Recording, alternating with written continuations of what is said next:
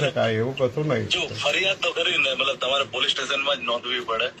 એટલે મતલબ એ જે પાવર છે એ પોલીસ સ્ટેશનમાં જ હોય છે.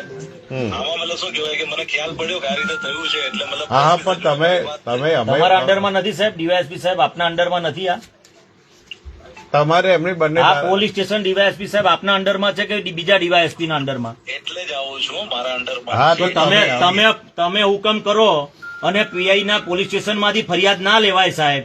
તમે એમ કહો તમારા કર્મચારી વિરુદ્ધમાં અરે અરજી લઈ લો, અમારી અરજી લઈ લો, ચલો તપાસ તમે પછી કરજો. પછી તો હલો તમે કામ કરો, તમે એક અરજી આપી દો. હું કહું છું ત્યાં પોલીસ સ્ટેશનમાં તમે અરજી આપી દો.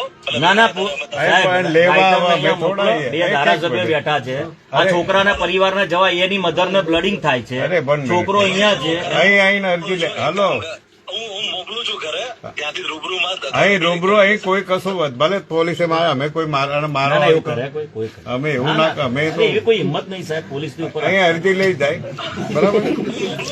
બિચારા ગરીબ લોકો. હા મોકલો. મારે શું છે ઘરે બી 25 માણસો બેઠા છે. ભલે કોણ આવશે હા પીએસઆઈ નું મોકલો.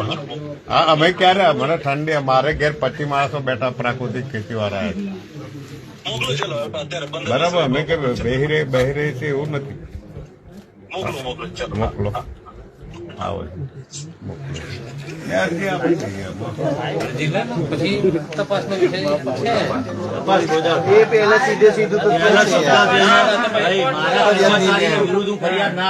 સીધે સીધું કે છે ફરિયાદ નહીં હું થાય અરજીમાં હું થાય તપાસ બીજો રસ્તો કોર્ટમાં. નાનો ગરીબ માણસ ક્યાં કોર્ટમાં જાય? દરવાજો કોનો ખખડાવે? આપડે બધા જઈએ તો બેસી જઈએ, શું ફરક પડે પોલીસ સ્ટેશન